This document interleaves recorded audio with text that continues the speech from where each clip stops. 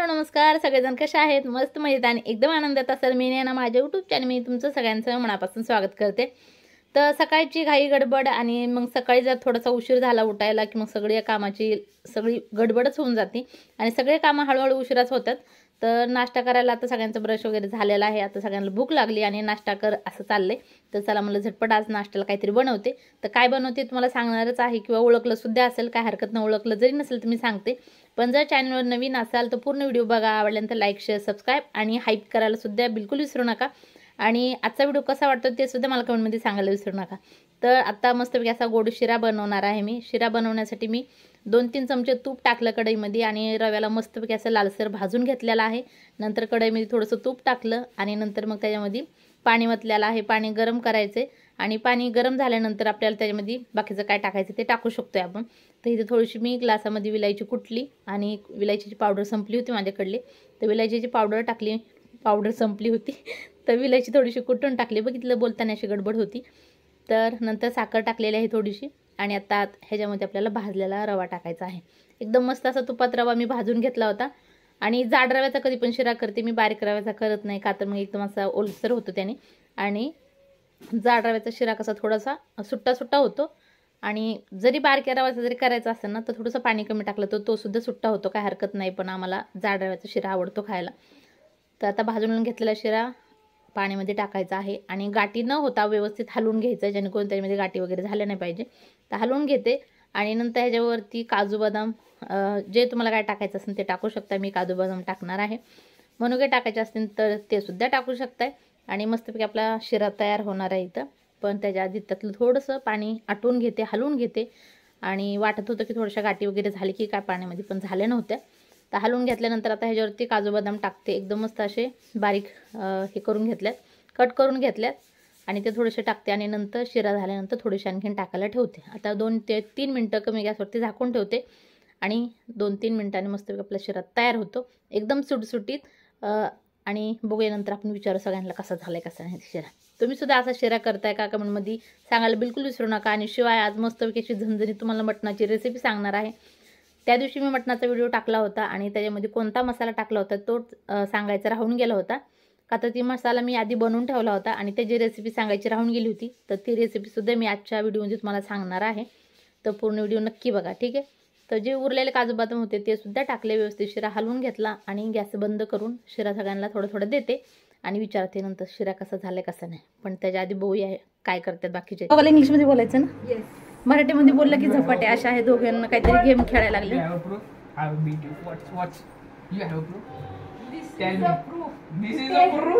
This is a sweet ladu. This is a no blackberry cake. मार खायचा का? See my blueberry. Blueberry.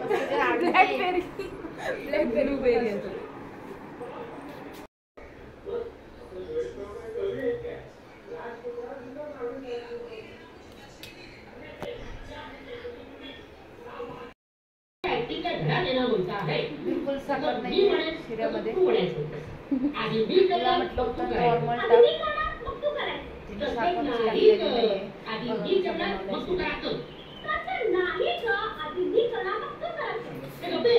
Sugar free बनवलं आहे।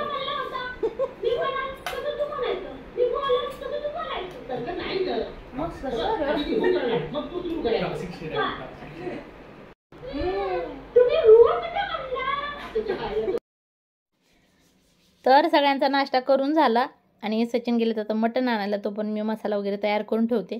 मसाल्यामध्ये काय काय टाकणार ते तुम्हाला आता दाखवते, तुम्ही नीट बघा।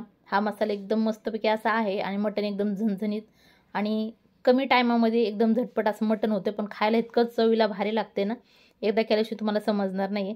तर काय काय मसाला टाकलेला आहे तुम्हाला दाखवलंच आहे, तुम्ही स्क्रीनशॉट काढून सगळा मसाला तुम्ही बराबर घेऊ शकताय। तरी मसाल्यामध्ये काय काय घेतले ते सांगते।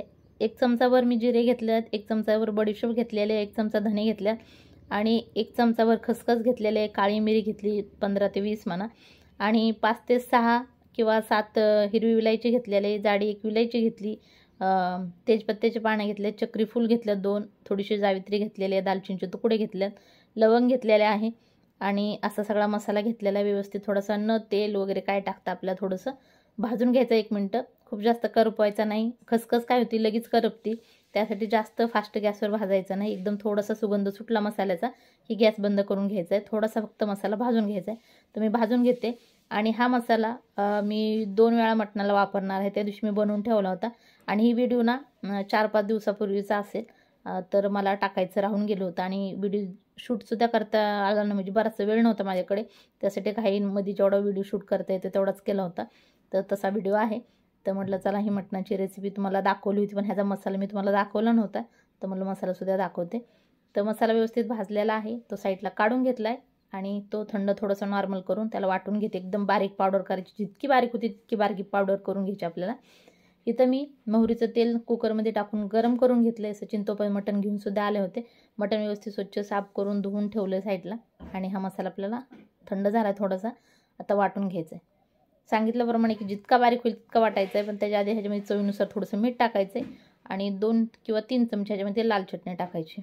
खूप जास्त नाही, का तर आपल्या चटणीनंतर टाकायचीच आहे, त्यासाठी थोडीशी कमी जास्त जरी झाली ना तरी काय फरक नाही आहे. आणि दुसरी गोष्ट म्हणजे जर चटणी टाकायची नसेल ना, तुमच्याकडे जर लाल मिरच्या असतील ना तुम्ही त्या टाकू शकता. माझ्याकडे लाल मिरच्या नव्हत्या म्हणून मी चटणी टाकलेली आहे.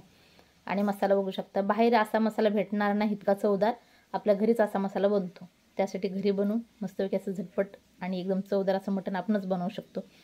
तर इथं तेलसुद्धा मस्तपैकी असं गरम झालं. इथं बारीक मी कांदा कापून घेतला आहे, एकदम उभा असा कांदा कापून घ्यायचा आहे. तर एका पातेल्यामध्ये उभा कापलेला कांदा टाकायचा आहे. आता ह्याच्यामध्ये आपल्याला थोडेफार मसाले टाकायचे आहेत. त्याच्या आधी कांदा थोडासा सुट्टा करून घेते. चमच्याच्या नादी लागायचं ना, एकदम सगळं हाताने मिक्स करायचं, जेणेकरून मस्तपैकी असा मसाला लागतो, पण सगळा जे काय आपण टाकणार आहोत ते सगळं व्यवस्थित मिक्स होतं आणि आपल्या हाताची चवसुद्धा जाते जेवणामध्ये. त्यासाठी हाताने मिक्स करायचे, चमच्याने वगैरे नाही. पण जे गरम काय असेल ना ते तर चमच्याने हलवायला लागेल, नाही तर बऱ्याच जणांना असं वाटेल की सगळं काय आपण हातानेच हलवू शकतो का, गरम पण पदार्थ नाही. जे हलवू शकतो तेच हलवायचे हाताने, बाकी चमच्याने हलवू शकते. तर थोडीशी हळद टाकलेली आहे, 2 चमचे अद्रक लसूण आणि कोथिंबीरची पेस्ट टाकली, चवीनुसार मीठ टाकलेलं आहे. आणि नंतर जितकी तुम्हाला चटणी टाकायची असेल तितकी तुम्ही टाकू शकता, आवडीनुसार कमी जास्त करू शकता. शिवाय जर तुमच्याकडे काळा मसाला असेल घरी बनवलेला तो सुद्धा तुम्ही टाकू शकता. गरम मसाला टाकलेला आहे 2 चमचे आणि ह्याच्यामध्ये आता टाकायचं आहे 2-2.5 चमचे हे जे आपण आता तयार केलेला मसाला टाकायचा आहे. तर हे बघू शकता, जी तयार केलेला मसाला आहे, जो विकतचा मसाला आहे ना त्याच्यापेक्षा सुद्धा बारीक आपला मसाला बारीक वाटून झाला आहे आणि ह्याच्यापेक्षा सुद्धा मस्त असा ह्या मसाल्याचा वास यायला लागला. इतका मस्त असा मसाला तयार झाला. बाकीचा मी एके छोट्याशा डब्यामध्ये वगैरे भरून ठेवते, जेणेकरून दुसरा टाईम तो कामाला येईल.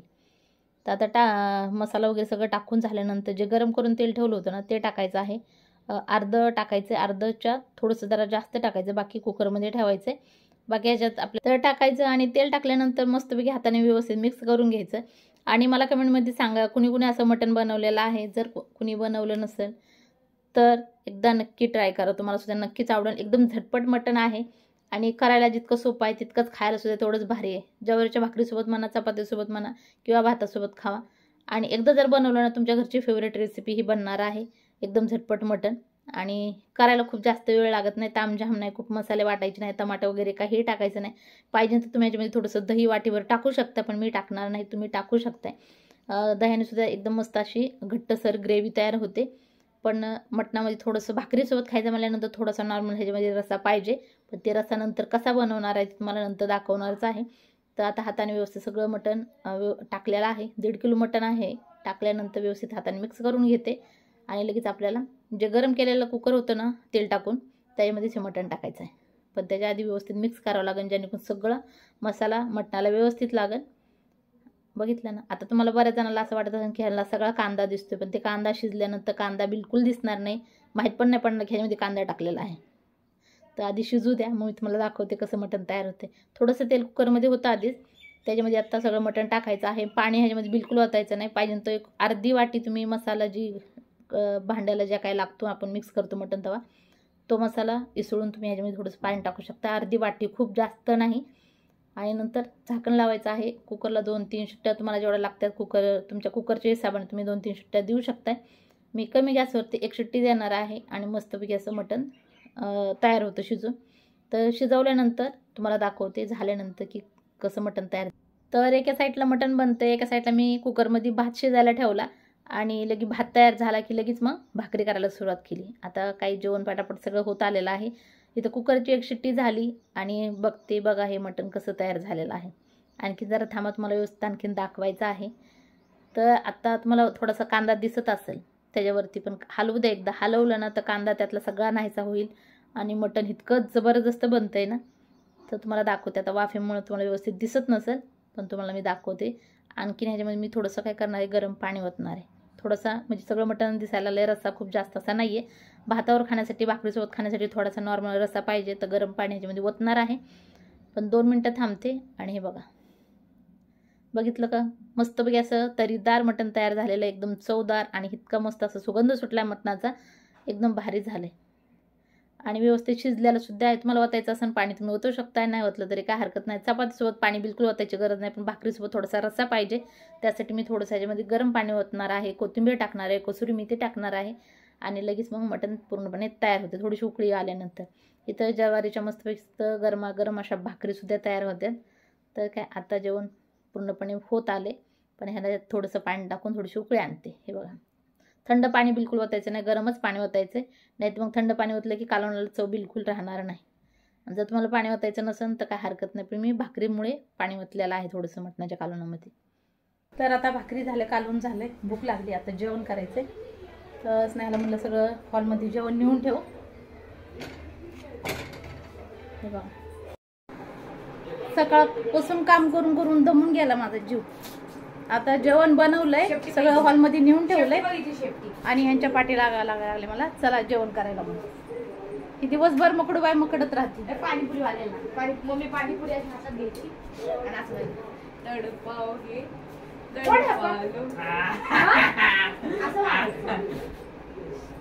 सी सी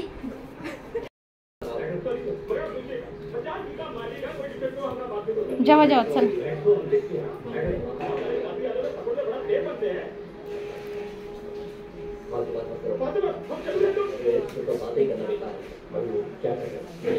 अरे जेवा आधी. कशाने हा कशाने कांद्याने बघा, खावा कालून कसं झालं सांगा.